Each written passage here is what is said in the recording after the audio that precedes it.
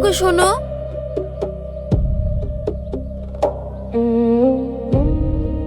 হ্যাঁ বলো। তোমার বন্ধু সেলিম তো এই শহরে থাকে, একবার চেষ্টা করে দেখো না, যদি কোনো সাহায্য করে। আমাদের ছেলেকে তো বাঁচাতে হবে। গিয়েছিলাম তো। গিয়েছিলে? হ্যাঁ, অনেক আশা নিয়ে গিয়েছিলাম। ভেবেছিলাম ছোটবেলার বন্ধু, একবার সামনে দাঁড়াতে পারলে সবটা বলতে পারবো, কিন্তু দেখা করার সুযোগই পেলাম না। কেন? ওর বউ আমাকে চিনতেই পারলো না, বললো সেলিম নামের এখানে কেউ থাকে না। অনেক অনুরোধ করলাম, বললাম আমার ছেলে হসপিটালে ভর্তি, আমরা খুব বিপদে আছি, তবুও মুখের উপর দরজাটা বন্ধ করে দিল। ও, তাহলে এখন কি হবে? জানো তুই না, একদিন ওর খারাপ সময়ে আমি আমার সবটুকু দিয়ে ওর পাশে দাঁড়িয়েছিলাম, যেন ওর স্বপ্নটা ভেঙে না যায়।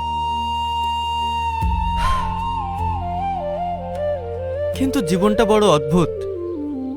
মানুষ যখন সফল হয়ে যায়, তখন আর পিছনের মানুষগুলোকে চিনতে পারে না। হয়তো এটাই পৃথিবীর নিয়ম। সেলিমের কাছ থেকে এরকম আশা করিনি। না, কাউকে দোষ দিয়ে লাভ নেই। হয়তো ওর কাছে খবরটাই পৌঁছয়নি, কিংবা ভাগ্যই হয়তো চায়নি আমাদের দেখা হোক। তুমি বাবুর কাছে থেকো, আমি দেখি, আল্লাহ নিশ্চয় কোনো না কোনো রাস্তা খুলে দেবে। তাড়াতাড়ি এসো। হুম।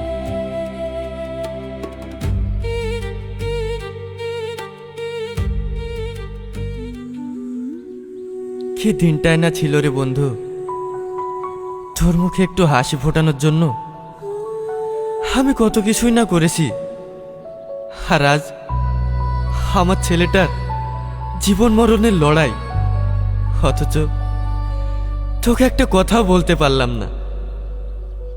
আল্লাহ, আমি কার কাছে যাব, কার দরজায় দাঁড়াবো? আমার ছেলেটাকে তুমি বাঁচিয়ে রেখো।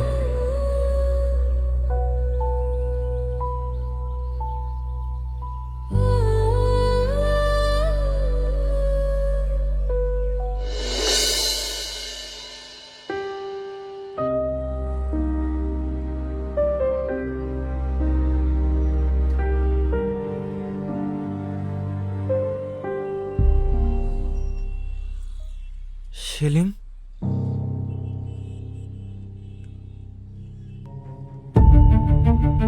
সেলিম, সেলিম, সেলিম, সেলিম।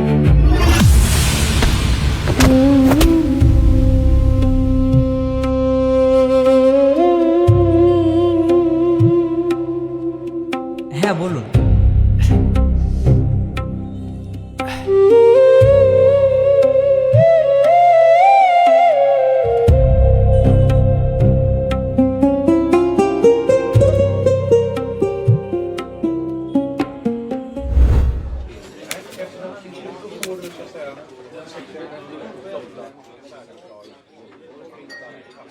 নে,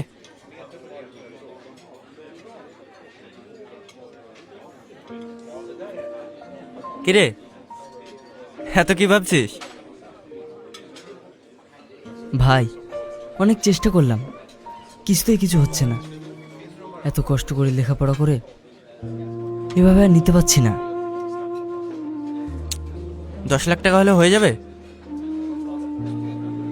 হ্যাঁ, কিন্তু কে দেবে এত টাকা? জানিস, গ্রামের লোক আমাকে পাগলা পাগলা বলে খেপাচ্ছে। ওদের কোনো দোষ নেই, এত বড় স্বপ্ন দেখার ওদের সাহস নেই রে। তুই চিন্তা করিস না, আমি 2-1 দিনের মধ্যে তোকে 10 লাখ টাকা জোগাড় করে দেব, কিন্তু কথা দে, হাল ছাড়বি না। এতগুলো টাকা মানে এটা কিভাবে? ওই যে আমার জমিটা আছে না, ওটা বিক্রি করে দেব। তুই কি পাগল হয়েছিস? জমি কেউ বিক্রি করে? আরে তুই যখন বড় লোক হবি, ওরকম জমি কত হয়ে যাবে। কিন্তু কোনো কিন্তু না, চা ঠান্ডা হয়ে গেল, খেয়ে নে।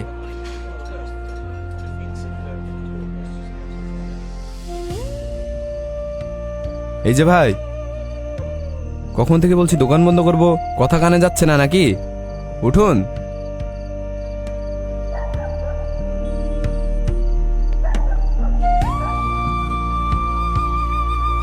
যত সব, কোথা থেকে যে সব আসে।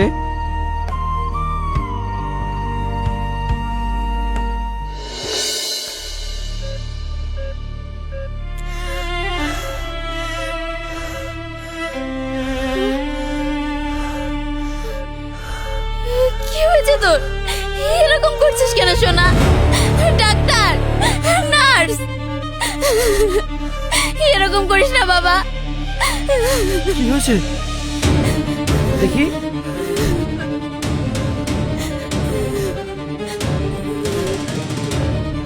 দেখুন, এখনই অপারেশন করতে হবে, না হলে কিন্তু। আল্লাহ, তুমি কি পরীক্ষা নিচ্ছ আমার? এখন আমি কি করব? ডাক্তারবাবু,